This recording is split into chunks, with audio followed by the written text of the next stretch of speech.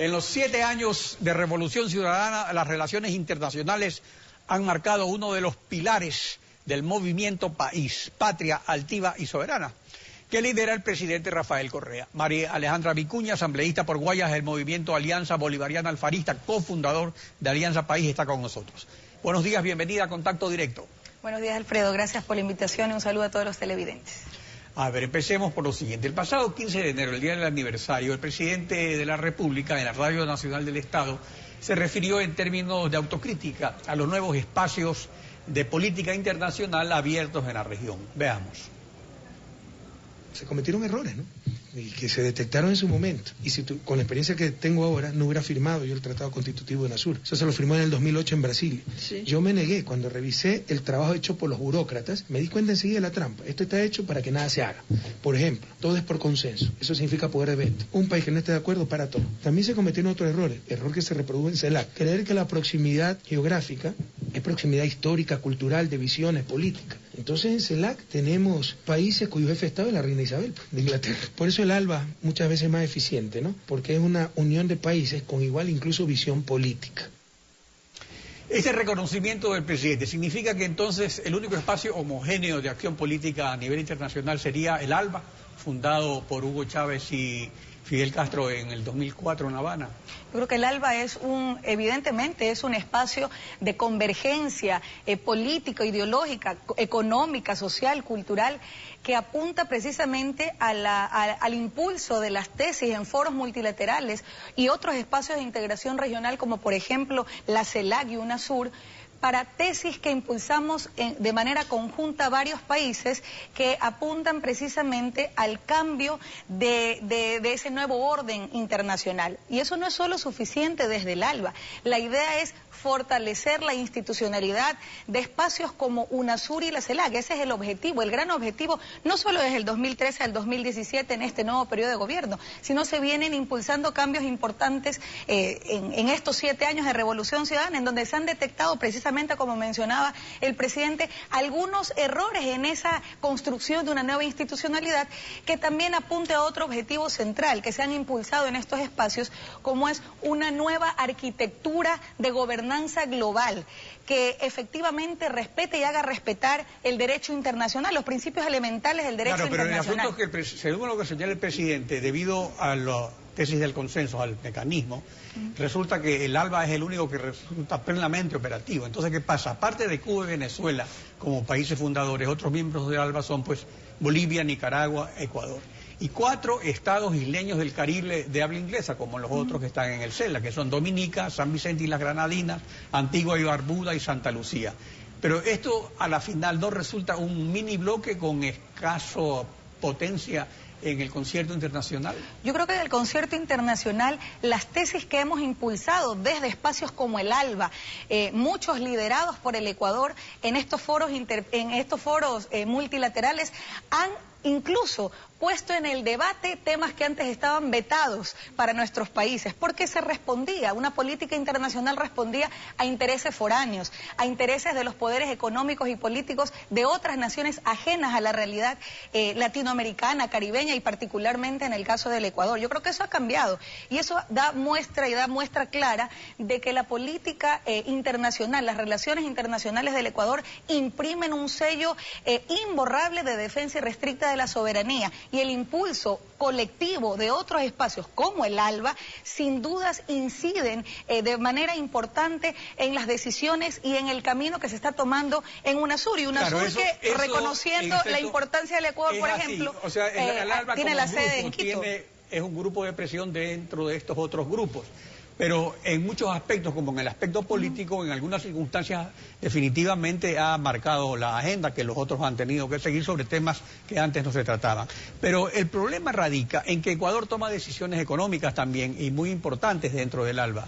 Por ejemplo, mientras en 7 años no ha desarrollado acuerdos con sus principales socios comerciales, como parte del TCP o Tratado de los Pueblos con los miembros del ALBA, ¿y qué tenemos dentro de estos acuerdos comerciales? Que resulta que Dominica, San Vicente y las Granadinas, Antigua y Barbuda y Santa Lucía son estados isleños del Caribe cuyas 4 capitales en población equivalen a Pifo, a El Quinche o Tumbaco.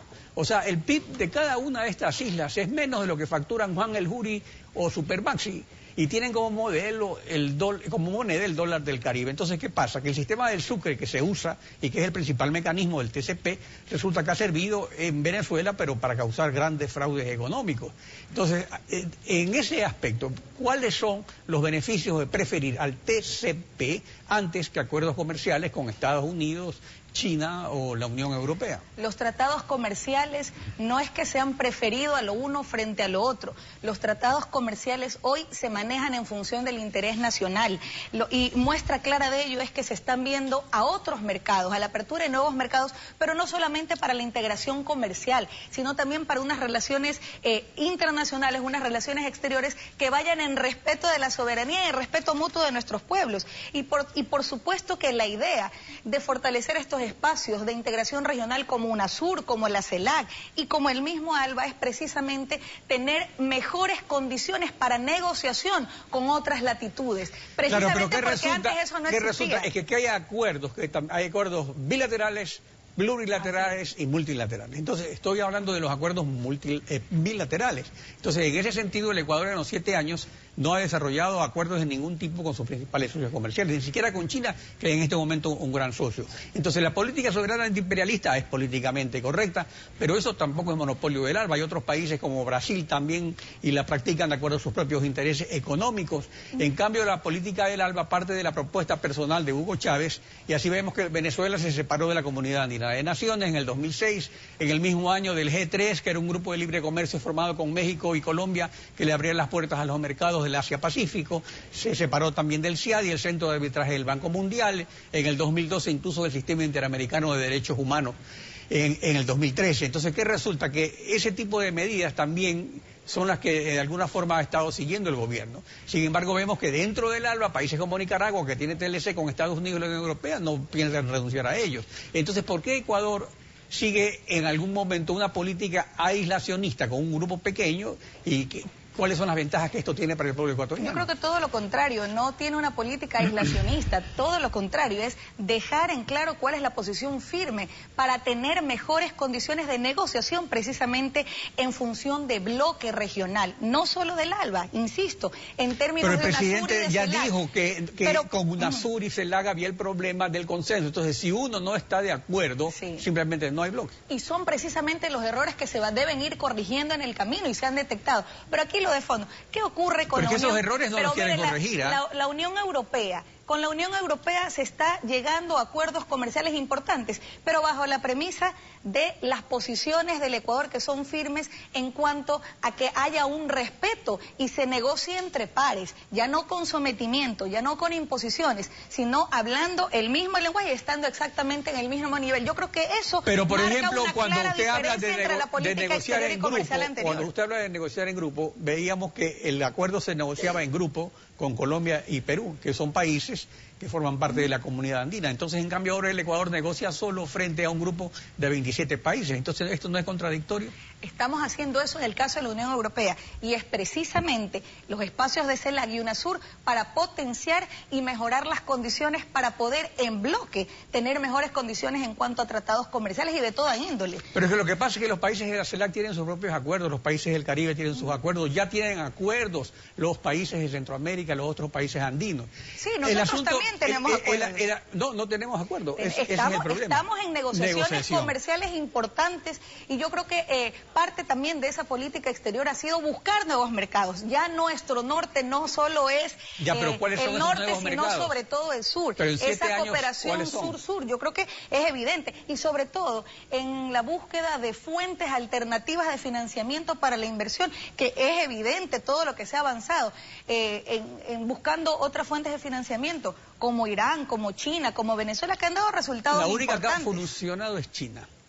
O sea, eso sí es un acierto desde ese punto de vista, pero es el único. Irán y Venezuela no son chanchos que den manteca, o sea, tienen intereses políticos. Yo creo que dan manteca y de la buena, y es cuestión de ver los resultados de ese apoyo y esa cooperación económica que, por ejemplo, países como Venezuela han dado en distintos ámbitos, sobre todo en el tema, por ejemplo, de la refinación de nuestro petróleo. Pero no han pasado 7 años y no ha aportado un centavo. O sea, esa refinería debió haberse terminado y la sustitución de importaciones donde más debe funcionar es lo de las gasolinas. Más allá de la refinería, insisto, yo creo que son fuentes alternativas de financiamiento que ha dado resultados importantes, pero sobre todo muestran la nueva política internacional, la nueva política exterior comercial, que incluso va más allá de esa diplomacia de cócteles que no insistían y no procuraban condiciones importantes para acuerdos comerciales, acuerdos importantes de cooperación que vayan incluso más allá de lo comercial, pero que es fundamental. Lo que pasa es que eso es un decir, pero sí habían esos acuerdos.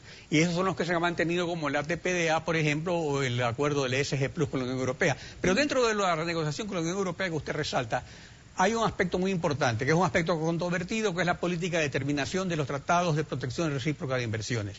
Y en el mundo, las Naciones Unidas registra que hay 2.265 tratados de este tipo, incluso Rusia tiene 54, Cuba tiene 62, pero a la Revolución Ciudadana se le ha ocurrido terminarlos con Francia, Alemania, Gran Bretaña, Finlandia, mientras están en lista de espera en la Asamblea, los Estados Unidos, China, Venezuela incluso, y una decena de países. Porque ahora, esos tratados bilaterales de inversión no han respondido al interés nacional. Es que ahí viene el problema, pero ¿no sería mejor, en vez de terminarlos, renegociarlos y obtener esas condiciones favorables? Porque se los está terminando, en vez de sustituirlos por unos nuevos en los que realmente haya mejores condiciones. La sustitución vendrá después en función del interés nacional, de las prioridades que el país tenga con otros países en materia de inversiones y de tratados bilaterales de protección de inversiones. Pero aquí lo de fondo es que los que se han denunciado, que incluyen a más de los países que mencionó, países como Venezuela, países como Perú, países como Rusia, que incluso tenemos